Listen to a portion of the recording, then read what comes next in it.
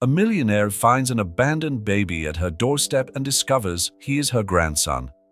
The security alarm went off over the loudspeakers in Victoria Bennett's mansion in Newport, waking her up at 3:47 a.m. She picked up her phone, expecting to see the usual notification about a deer that triggered the perimeter sensors. Instead, the security feed showed something that made her heart stop: a bundle of blankets on her doorstep, moving slightly in the cool Rhode Island breeze. Victoria's hands trembled as she dialed the head of security. "Richard, do you see this?" "Yes, ma'am. The cameras captured a hooded figure leaving the package about 2 minutes ago. Should I send someone to investigate?" "No," said Victoria firmly, already slipping her feet into her slippers. "I'll go down myself." At 62, Victoria Bennett wasn't the kind of woman who usually rushed off anywhere. As CEO of Bennett Pharmaceuticals, every move she made was calculated, precise, and deliberate. But something about that little parcel drew her forward with an urgency she hadn't felt for years. The marble floors felt cold beneath her feet as she descended the grand staircase, her silk robe trailing behind her. Motion-activated lights illuminated her way through the lobby, casting dramatic shadows over the collection of Renaissance art that her late husband had so carefully selected. When she opened the heavy oak door, the cry that greeted her was unmistakable. A baby, only a few months old, was wrapped in a frayed blue blanket. His face was red from crying, and his little fists were clenched in frustration. Victoria's first instinct was to call the police, but when she bent down to check on the baby, a folded piece of paper inside the blanket caught her eye. With trembling fingers, she opened it and read, "This is your grandson, Christopher. Mason is his father. Please take care of him. I can't anymore." The world tilted beneath Victoria's feet. Mason, her only son, whom she hadn't spoken to for 5 years. The boy who had left this very house after a devastating argument about his addiction, leaving behind his trust fund, his family name, and his mother's desperate pleas for him to seek help. "Mrs. Bennett?" Richard's voice sounded through the intercom. "Should I call the authorities?" Victoria looked at the baby, at Christopher, who had stopped crying and was now looking at her with eyes that mirrored those of her son. The same deep brown that used to look at her with unconditional love before the drugs made them empty and accusatory. "No," she said at last, taking the package in her arms. "Instead, call Dr. Harrison. Tell her it's an emergency." As Victoria carried her grandson into the warmth of her home, the memories came flooding back. Mason's first steps in this very foyer, his graduation portrait hanging in the office, the last time she'd seen him, pale and angry, hurling accusations about how her controlling nature and incredibly high standards had pushed him to his limits. Dr. Catherine Harrison arrived within 20 minutes, her medical bag in hand and concern on her face. As the family's private doctor for over 2 decades, she had treated Mason throughout his childhood and had witnessed the gradual disintegration of the family. "He looks about 3 months old," said Dr. Harrison after examining Christopher. "A little malnourished, but healthy. Victoria, you know we need to report this to Child Welfare Services." Victoria nodded distractedly, her eyes fixed on the sleeping baby in her arms. "We will. But first, I need you to do a DNA test. I need to be sure. Even if he is Mason's son, there will be procedures to follow. Legal requirements." "I'm aware," interrupted Victoria, her voice taking on the steely tone that helped her build a pharmaceutical empire. "But this child, if he really is my grandson, then he's all I have left of Mason. I won't lose him too."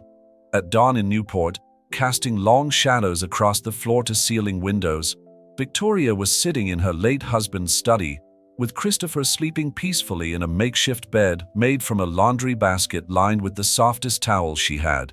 Her laptop glowed with dozens of open tabs: legal requirements for grandparent custody, emergency childcare supplies, top-rated pediatricians in Rhode Island. Her phone vibrated with a text message from Richard. Security footage shows that the person who dropped off the baby arrived in a blue Honda Civic, with the partial license plate visible. "Do you want me to track it down?" Victoria's finger ran over the reply field. Finding the car could lead to the baby's mother, which could lead to Mason. But was she prepared for what she might discover? The last time she had hired private investigators to find her son, they had located him in a homeless camp in Seattle, only to discover that he had left days before, leaving behind nothing but a worn backpack and unfulfilled promises to his companions to return. Christopher stirred in his makeshift bed, making little noises that tugged at something deep in Victoria's chest. She answered Richard, "Yes. Find them all." As she watched the sunrise paint her grandson's face with a soft golden light, Victoria Bennett, the woman known in business circles as the Ice Queen of Big Pharma, felt her carefully constructed walls begin to crack. This small, unexpected birth wasn't just her grandson. He was a second chance, a chance to right the wrongs of the past, to understand where she had failed Mason and maybe, somehow, bring her son home. But first, she had a nursery to build, a legal battle to prepare for, and a mystery to solve. Who was Christopher's mother? Where was Mason now? And why had they chosen this moment to leave this precious cargo on her doorstep? The baby opened his eyes, and Victoria saw in them not only her son's pain, but also hope, as fragile and new as dawn on Newport's golden shore. 3 days turned Victoria Bennett's precisely ordered world into a chaos of bottles, diaper boxes, and half-empty coffee cups. The east wing of her mansion, once a showcase of minimalist design, now resembled a luxury baby boutique after her assistant's whirlwind shopping spree. However, despite the clutter, Victoria found herself more energized than she had been in years. Mrs. Bennett, her newly hired nanny, Grace Churn, called from the nursery door. "The social worker is here." Victoria straightened her Chanel blazer and checked her reflection in a nearby mirror. Even with dark circles under her eyes from the nights she watched Christopher sleep, she projected an aura of confident control. She needed that aura now more than ever. Madeline Walsh, from the Rhode Island Department of Children, Youth and Families, sat gracefully on the edge of an old sofa, her tablet resting on her knee. In her 30s, she had the tired eyes of someone who had seen too many family tragedies. "Ms. Bennett, while I understand that you have already requested emergency temporary custody, we need to discuss the broader implications here." Madeline's voice was gentle but firm. "Have you had any success in locating your son or the baby's mother?" Victoria's hand instinctively went to the locket around her neck, a nervous habit she had developed since meeting Christopher. Inside was a small photo of Mason at his high school graduation, before everything fell apart. "My security team traced the Honda Civic to a women's shelter in Providence," Victoria replied. "The car belongs to Ashley Crawford. She checked it out the morning Christopher was dropped off here." She slid a folder across the coffee table. "My investigators found this." Madeline opened the folder, revealing a marriage certificate dated 14 months ago, from a courthouse in Portland, Oregon. "Mason Bennett and Ashley Crawford. So she's definitely the mother," observed Madeline, examining the document. "Yes, and there's more." Victoria showed another piece of paper, a police report from 3 weeks ago. Ashley filed a domestic disturbance complaint against Mason in Seattle. When the police arrived, he had disappeared.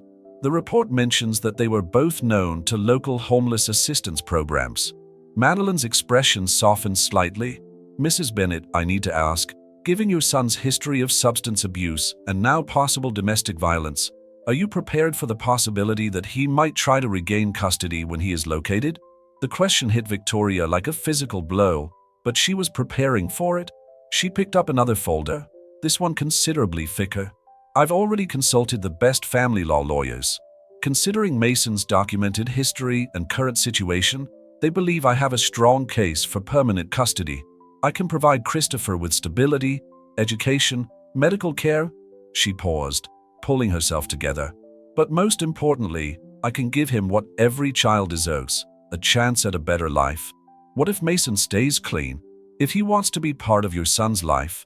Victoria's gaze shifted to the nursery monitor on the table, where she could see Christopher sleeping peacefully in his new crib, a hand-carved masterpiece that had been shipped from Italy. "Then I'll do what I should have done years ago.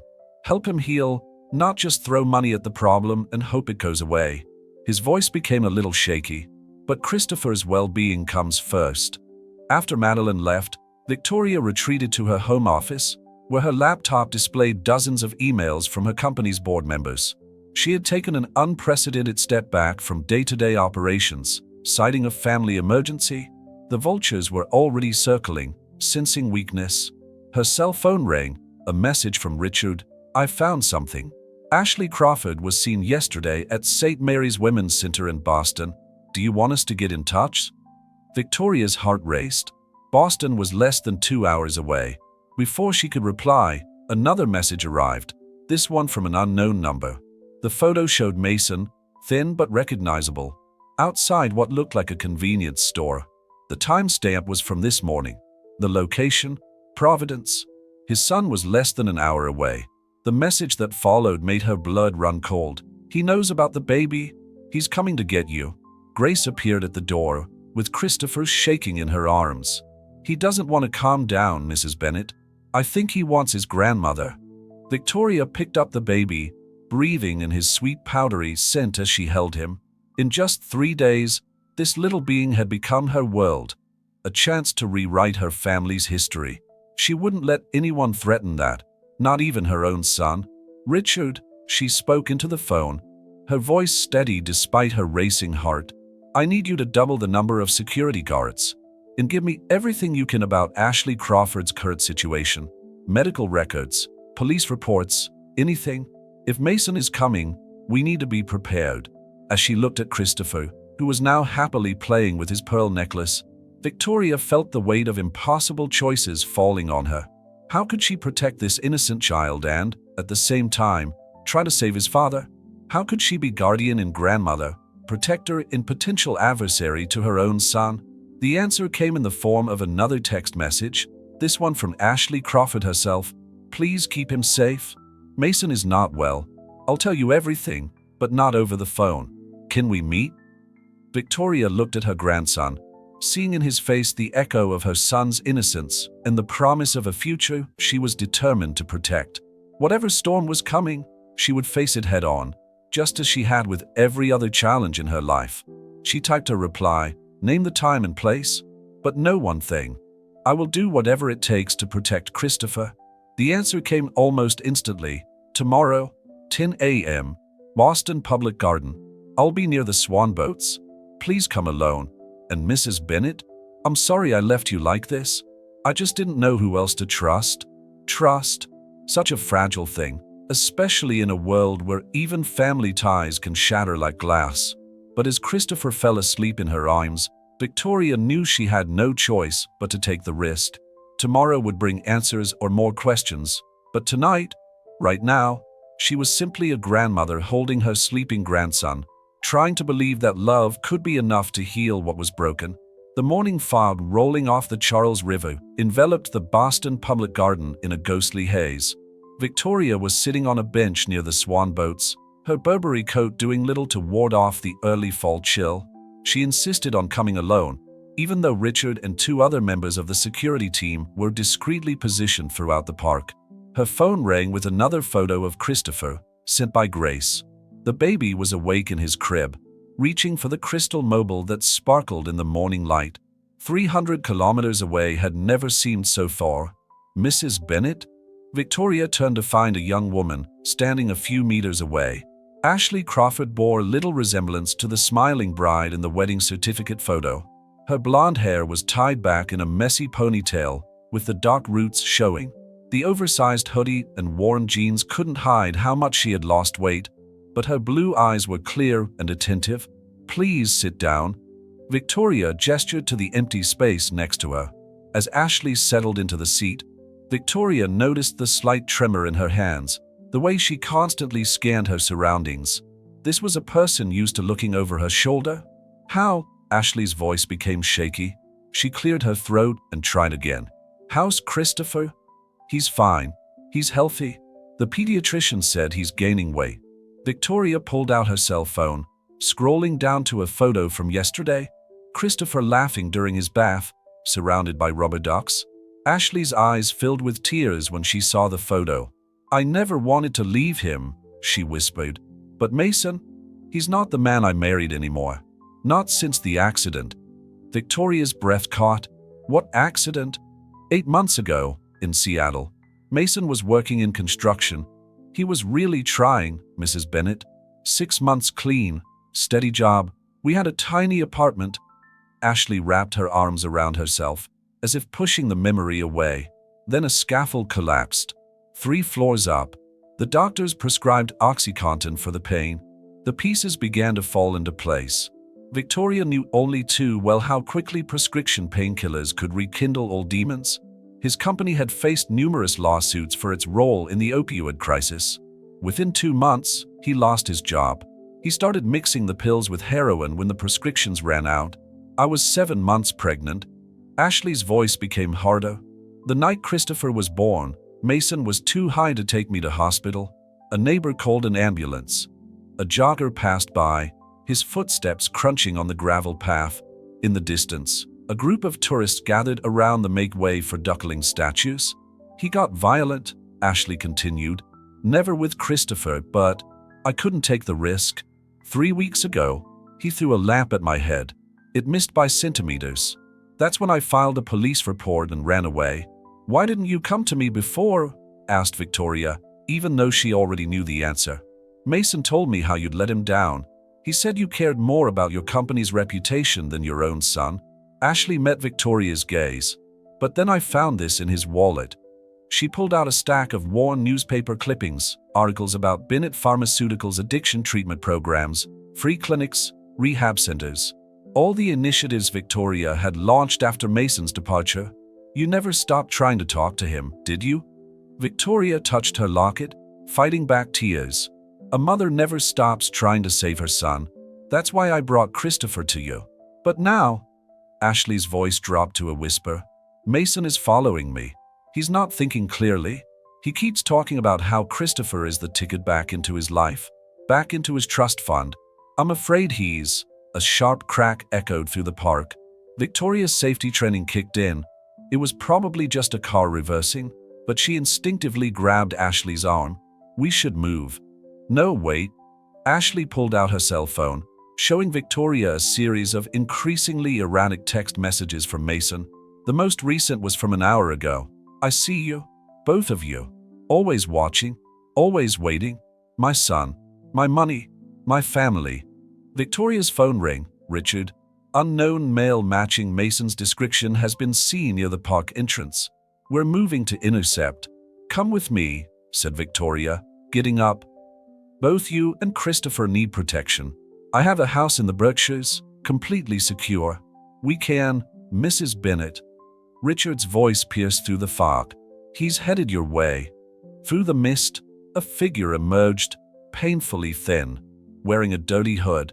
But even after 5 years, Victoria would recognize that walk anywhere. Her son, her Mason, Mommy. Her voice was rough, desperate. I knew you'd come. I knew that if I just waited. He approached, his eyes wild and unfocused. Victoria stood in front of Ashley, her heart racing. At that moment, she wasn't a pharmaceutical CEO or a wealthy socialite. She was simply a mother facing the wreckage of her family, trying to protect what was left. Mason, honey, let us help you. Help me? He laughed, a harsh, broken sound. How did you help me before? By throwing me into those fancy rehab centers? By making me your company's pet project? His hand disappeared into his pocket. Where's my son? Richard and the other security guards were approaching, but Victoria raised her hand, stopping them. One wrong move could destroy everything. Your son is safe, she said softly, and he needs his father.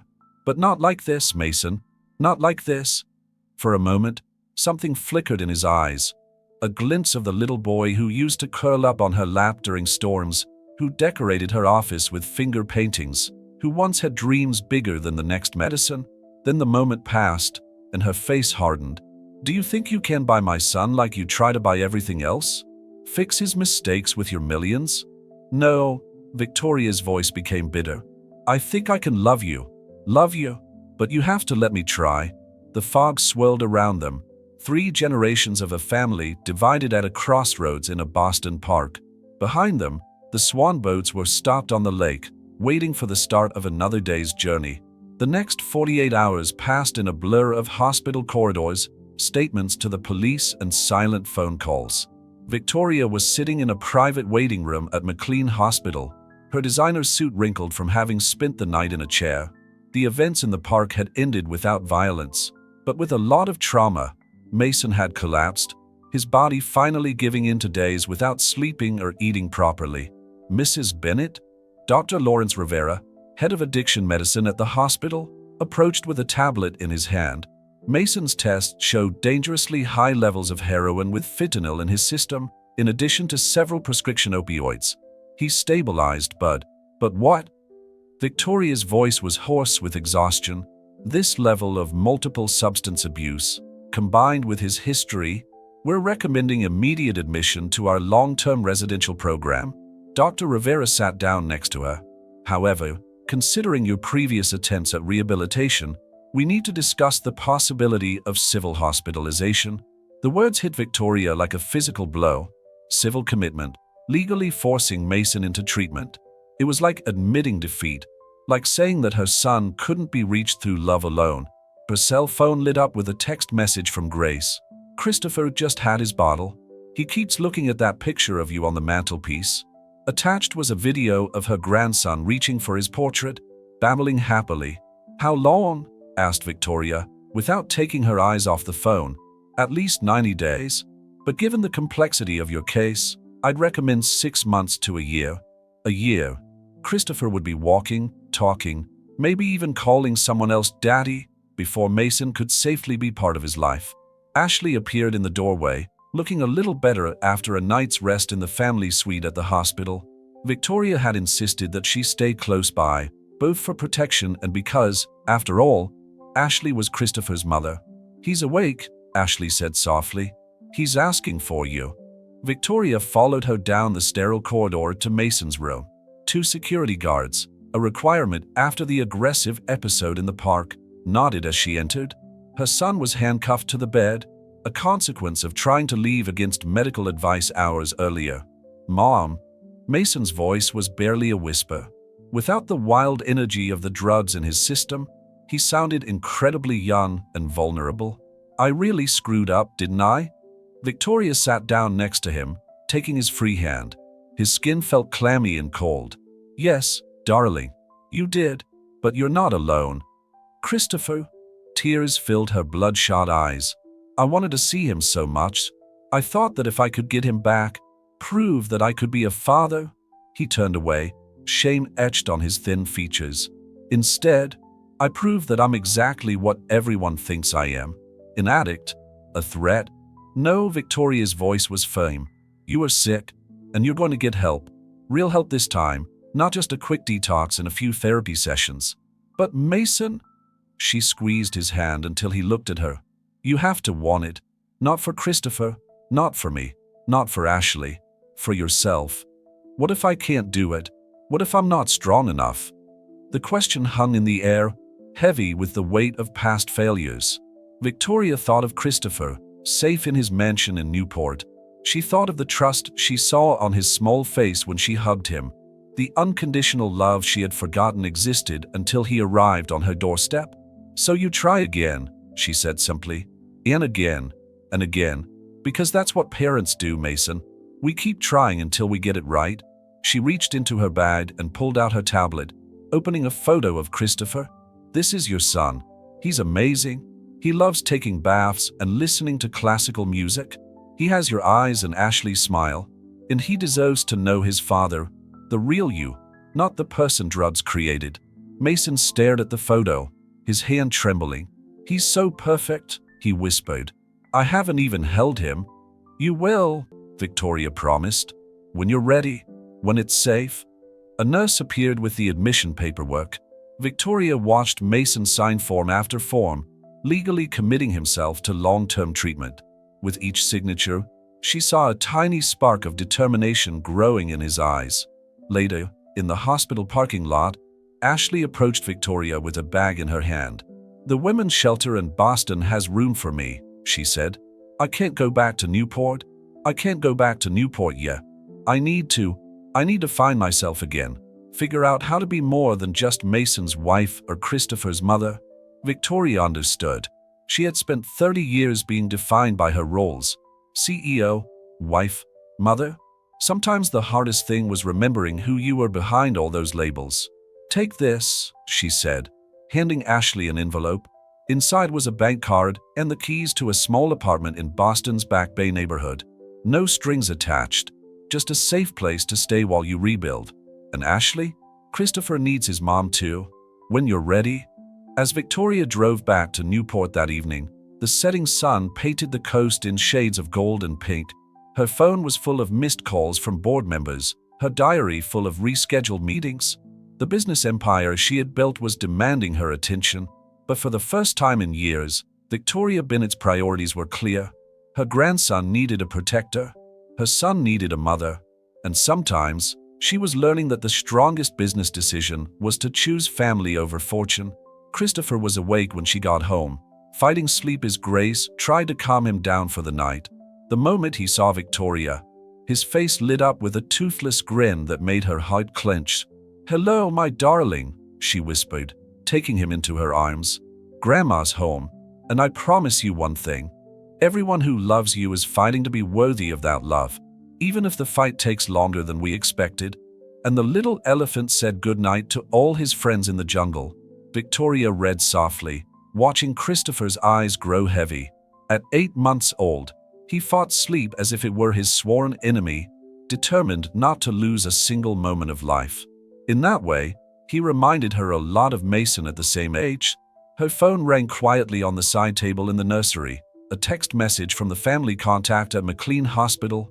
"Mason has reached his 6th month. Milestone ceremony tomorrow at 2 p.m. He hopes you'll attend." 6 months. Half a year of clean time, of group therapy, of confronting the demons that had haunted him all over the country. Victoria attended all the family sessions, watched her son slowly emerge from the fog of addiction, rediscovering himself, piece by piece. "Mrs. Bennett?" Grace appeared in the doorway. "The board members are waiting in your home office for the video call." Victoria nodded, placing Christopher carefully in his crib. The quarterly earnings meeting couldn't be postponed, not even for story time. She had learned to balance the two worlds, corporate warrior and doting grandmother. Although some days the weight threatened to crush her, Bennett Pharmaceuticals' new addiction treatment initiative has exceeded all projections, Victoria announced to the grid of faces on her laptop screen 30 minutes later. "Our free clinics have helped more than 10,000 patients in the last 6 months, and the scholarship program for addiction counseling courses has filled all the vacancies." "The costs are worrying," interjected Gerald Matthews, their finance director. Our shareholders," Victoria interrupted gently, "are investing in more than just profits. They're investing in communities, in families, in second chances." She presented a graph showing the positive press coverage, the testimonials from families helped by their programs. Sometimes the best business decision isn't the most obvious one. After the call, Victoria found herself in Mason's old bedroom, now converted into a home office. She put away his high school lacrosse trophies, carefully organized on shelves next to more recent photos of Christopher. The past and the future, side by side. Her phone rang again. Ashley, this time sending a video of her certification course in counseling in Boston. She had dedicated herself to studying addictions and family therapy, determined to help others navigate the maze from which she herself had barely escaped. Tomorrow's ceremony would be the first time they had all been in the same room since that day in the park. Mason had asked to see Christopher and, after long discussions with the treatment team, they had agreed. 6 months clean, steady progress in therapy, and a clear understanding of boundaries. He had earned this chance. Victoria's security team had already done a sweep of the hospital's family center, making sure everything was in place. She had had a new suit delivered for Mason, charcoal gray, his favorite color, to make him feel confident and dignified. These small gestures were her way of saying what words couldn't. "I believe in you. I see you. I am here." The following afternoon, Victoria arrived at McLean with Christopher dressed in his sailor suit, a small photo album tucked into her diaper bag. She documented every milestone, his first smile, his first laugh, the way he had recently discovered that his own feet were apparently the most fascinating things in existence. Mason was waiting at the family center, pacing nervously. The months of proper nutrition and rest had filled out his sunken cheeks, and his eyes, those eyes so like Christopher's, were clear, present, alive with expectation and fear. "Mom," he breathed, then stopped, uncertain. Victoria reduced the distance between them, wrapping him in a tight hug. He smelled of soap and coffee, not chemicals and despair. Another small victory. "Someone wants to meet you," she said softly, turning so that Mason could see Christopher and his baby carriage. The baby stared at the stranger with curious eyes and then cracked a gummy smile. Mason's hands shook as he knelt down. "Hi, little buddy," he whispered. "I'm your dad. Sorry I'm late for the party." Ashley arrived a few moments later, his textbook still under his arm. The tension in the room was palpable. Ex-husband and wife, mother and child. A baby that connected them in a way they were still learning to cope with. But then Christopher laughed, touching Mason's nose with perfect baby timing, and the tension eased. They found themselves sharing stories, Ashley describing Christopher's hatred of green peas, Victoria relating her ongoing battle with nap time, Mason carefully holding his son for the first time as tears rolled silently down his face. "I want to do this right," Mason said later, after Christopher had fallen asleep in his arms. "All of it. Recovery, being a father, rebuilding everything I broke. I know it won't be easy." "Nothing worth doing is," Victoria replied, watching her son cradle his grandson. At that moment, they weren't the family of a CEO or a cautionary tale about addiction. They were simply people learning to love each other better, healing in the spaces between their heartbeats. Later that night, back in Newport, Victoria was sitting in the baby's room, rocking Christopher. The moon cast long shadows through the windows and, somewhere in the distance, the waves crashed against the rocky shore. Her phone contained dozens of emails about tomorrow's meetings, but for now she simply breathed in the peace of the moment. On the dresser, a new photo was in a silver frame, Mason holding Christopher, both of them smiling. It wasn't a perfect photo, but it was real, a beginning. "Your father loves you," she whispered to her sleeping grandson, "and he's fighting hard to be the father you deserve." Sometimes love means waiting, it means working, it means believing in the light even when the darkness seems endless. Christopher sighed in his sleep, his little fingers wrapped around her thumb. Tomorrow would bring new challenges, board meetings and therapy sessions, legal proceedings and family dynamics to be faced. But tonight, in this quiet room, Victoria Bennett finally understood what her own mother had told her long ago. Love isn't something you have, it's something you do. Over and over again, one day at a time, until the act of doing becomes as natural as breathing. Autumn leaves scattered across the grounds of McLean Hospital as Victoria walked alongside Mason, pushing Christopher in his stroller. At 10 months old, her grandson had mastered the art of clinging to furniture, but still preferred the comfort of the stroller for longer walks. Today was a special day, the day Mason was discharged after 9 months of intensive residential care. "The apartment is all ready," said Victoria, trying to keep her voice steady despite her inner turmoil. "Within walking distance of your outpatient program, but still close enough to the harbor to see the boats you love so much." Mason nodded, his hands stuffed in the pockets of his wool coat, a far cry from the dirty sweatshirt he had worn in the Boston Public Garden that day. "Mom, we need to talk about work." Victoria's step faltered a little. During family therapy, they had discussed Mason's future job, but always in vague terms. Now, at the height of his new life, the question could no longer be avoided. "I don't want a position at Bennett Pharmaceuticals," he said calmly, stopping to look at her. "Not yet. Maybe never again." The words shouldn't have hurt. They had been prepared in countless therapy sessions, but Victoria still felt them as a physical blow. She had always imagined that Mason would follow in her footsteps, taking over the company one day. Another dream that addiction had stolen. "I've been talking to the vocational counselor at the hospital," Mason continued. "There's a position open in their peer support program, an entry-level one, to help other addicts get back on their feet in early recovery. It's minimum wage, but it's honest work," Victoria finished, understanding what was happening. "A job that matters." Christopher chose that moment to drop his stuffed elephant, letting out a frustrated groan. Mason retrieved it with ease, grimacing until his son's tears turned to laughter. These little moments of competent parenting still took Victoria by surprise, reminding her of how far they had come. "I spoke to Ashley yesterday," said Mason, still focused on Christopher. She's finishing her counseling course next month.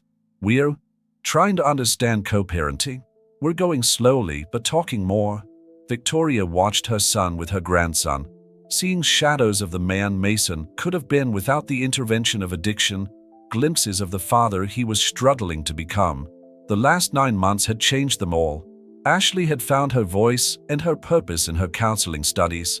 Victoria had learned to lose control, to trust the healing process even when it didn't follow the carefully planned schedule.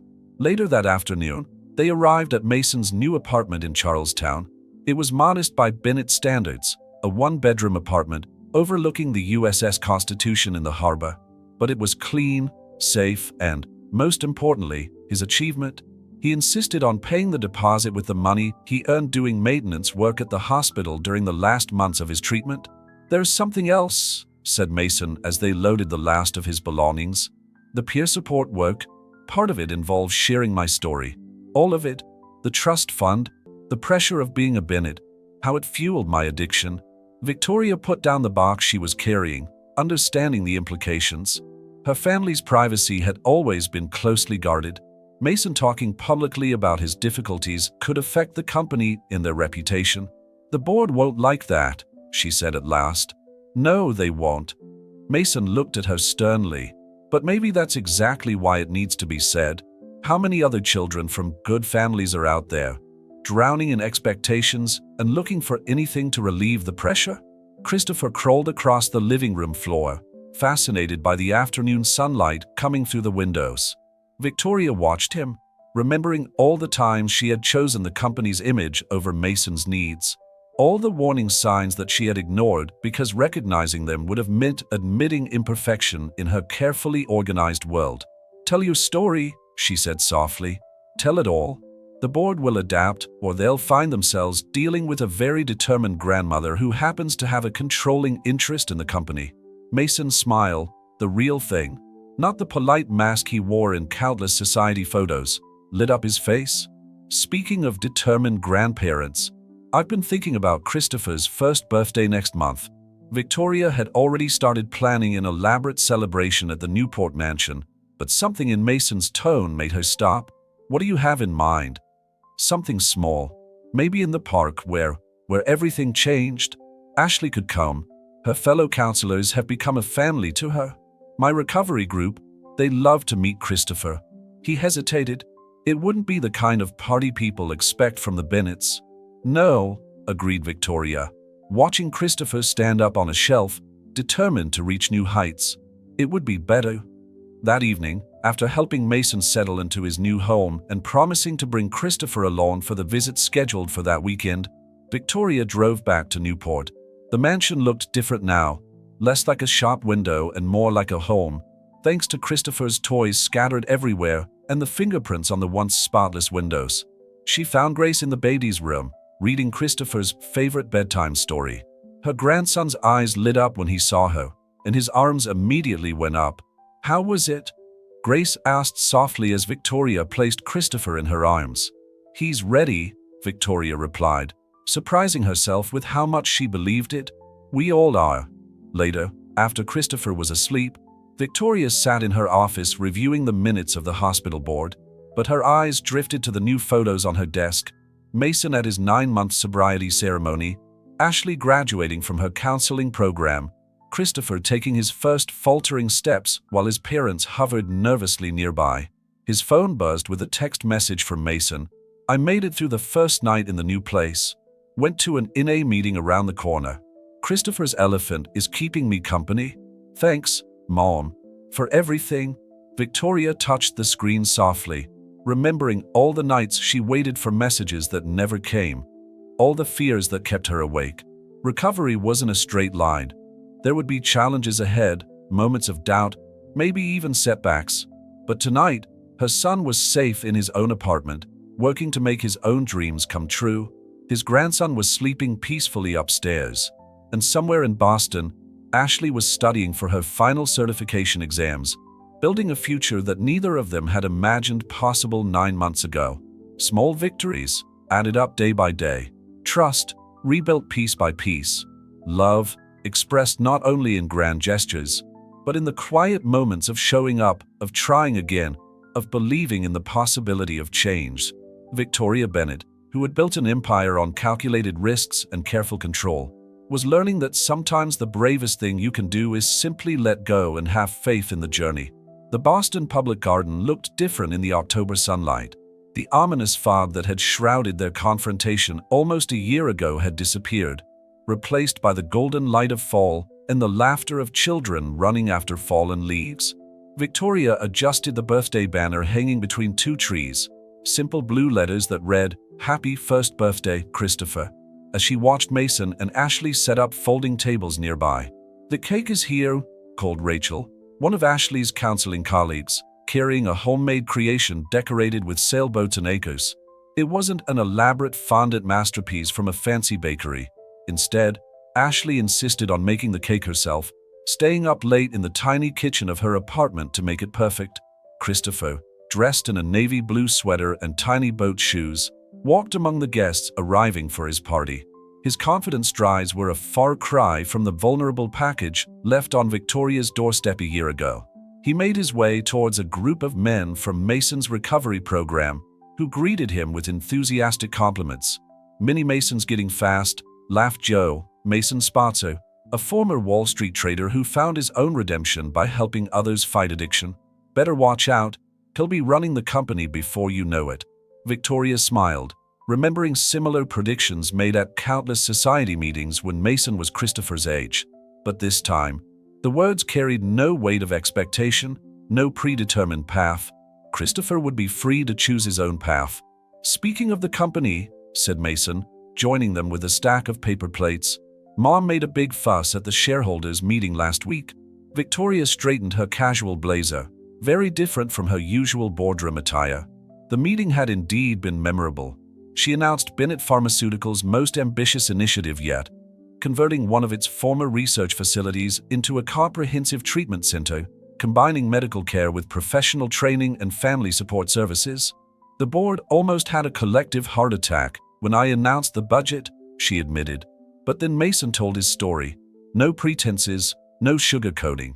Just the naked truth about how privilege and pressure can feed addiction as much as poverty and trauma. "You should have seen the old guards squirming in their seats," smiled Mason. But in the end, even Matthews was wiping his eyes. Sometimes the truth is more powerful than any business plan. The party became livelier as more guests arrived. Ashley's counseling colleagues mingled easily with Mason's recovery group. Victoria's security team, now more like an extended family, played impromptu soccer with some of the kids from the neighborhood recovery center where Mason volunteered. "Mrs. Bennett?" Ashley approached, carrying Christopher, who was holding his beloved elephant. "Could you take him for a minute?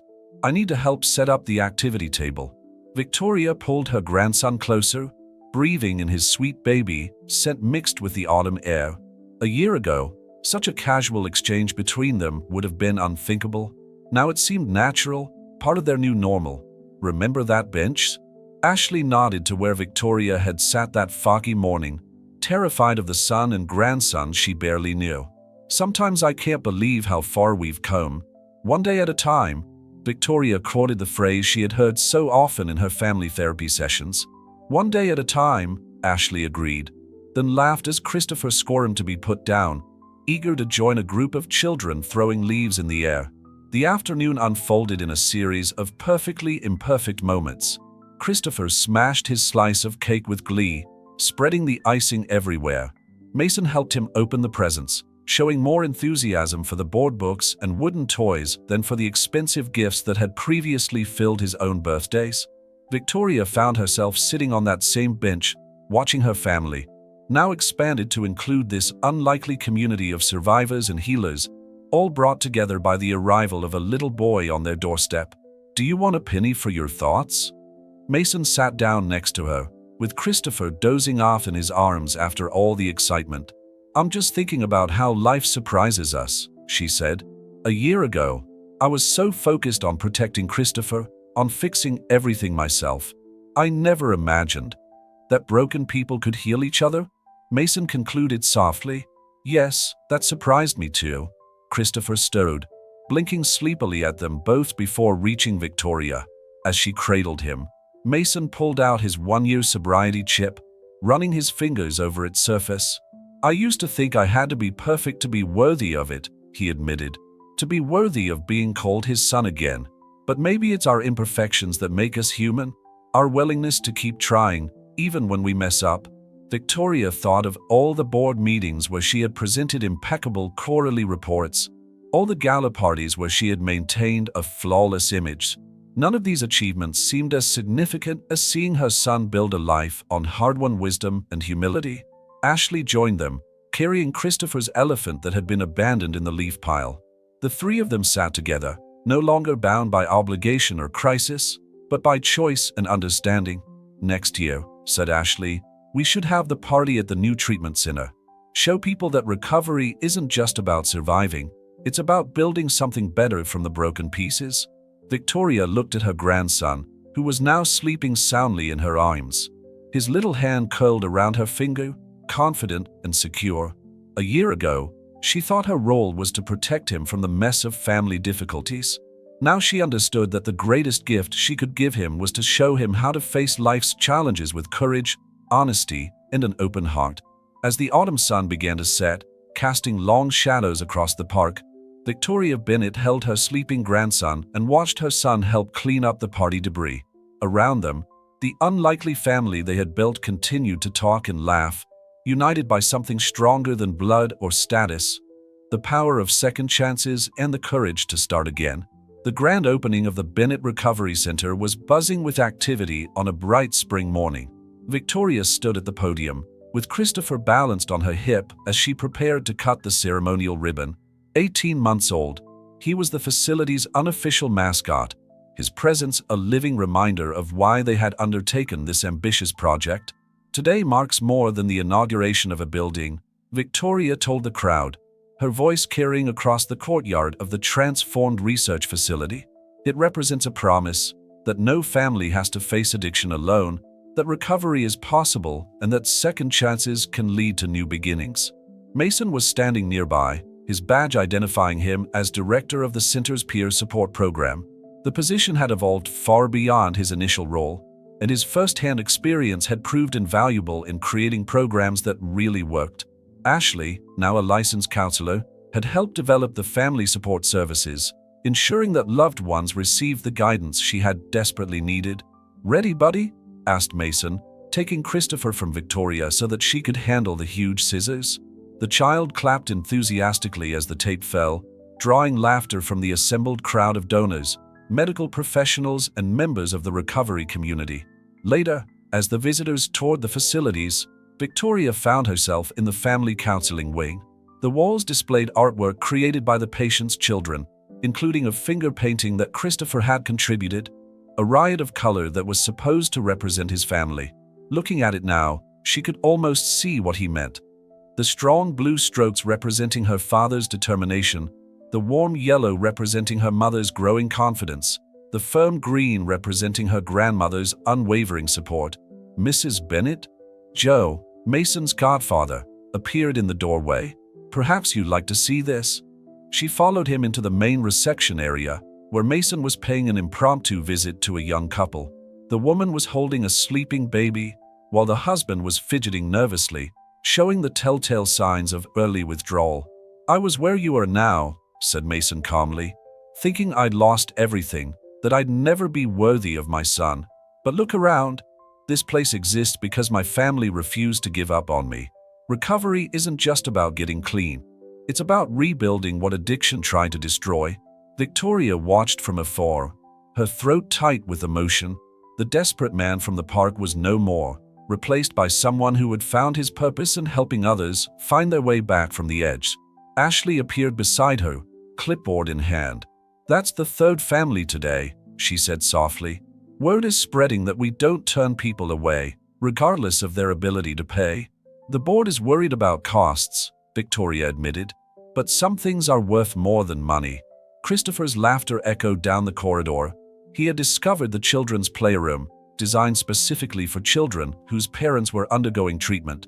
The space was bright and welcoming, full of toys and books, and had a team of trained counselors who understood the specific challenges faced by these children. Remember when we thought we had to protect him from the truth? Ashley reflected, watching her son share his blocks with another child.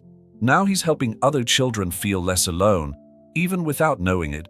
Victoria remembered that first night, when she met Christopher on her doorstep, how terrified she had been of failing him, of making the same mistakes she had made with Mason. But love, she had learned, wasn't about being perfect, it was about being there, getting up after every fall. The day ended with a small celebration in the team break room. Mason brought a cake, his own creation this time, a little crooked, but made with pride. Christopher helped blow out the candles, even though it wasn't anyone's birthday. To new beginnings, Mason proposed, raising his coffee cup, and to the endings that made them possible, Ashley added, sharing a meaningful look with Victoria. Later that evening, Victoria was sitting in her office at the Newport mansion, with Christopher asleep in the portable crib she kept there for late work days. The wall behind her desk, once covered in industry awards and press clippings, now displayed family photos, Christopher's first steps, Mason's one-year sobriety celebration, Ashley's counseling certification ceremony, the three of them in the park on sunny days. Her phone buzzed with a text message from Mason. 2 families were admitted to detox overnight. Both have young children. Thanks, Mom, for making this possible. Then another message from Ashley. The support group was great tonight. We're starting a special session for grandparents raising children while parents are in recovery. Thought of you. Victoria looked at her sleeping grandson, his chest rising and falling peacefully. The security system she had relied on to keep threats out now had a different purpose, to protect the safe haven they had built together, a place where healing could begin. A year and a half ago, a desperate mother had left her baby on Victoria Bennett's doorstep, hoping that the wealthy grandmother could give her a better life. Instead, that little bundle had given them all something much more valuable: the courage to face their wounds, the strength to heal together, and the wisdom to understand that family wasn't about perfection, but about growing through life's challenges side by side. Christopher stirred in his sleep, holding his ever-present elephant. Victoria gently tucked the blanket around him, amazed that this little being had transformed not just the family, but an entire community. The Bennett name, once synonymous with corporate power, now stood for something greater: hope, healing, and the unshakable belief that love, in all its messy, imperfect glory, could build bridges across any divide. Outside her window, the waves of Newport lapped against the shore, their rhythm as constant as the tide of life itself, ebbing and flowing, breaking and rebuilding, each moment bringing the promise of renewal. Victoria Bennett, once known as the Ice Queen of Big Pharma, smiled at her sleeping grandson and whispered the truth she had finally learned. Sometimes the greatest act of love is simply believing in second chances.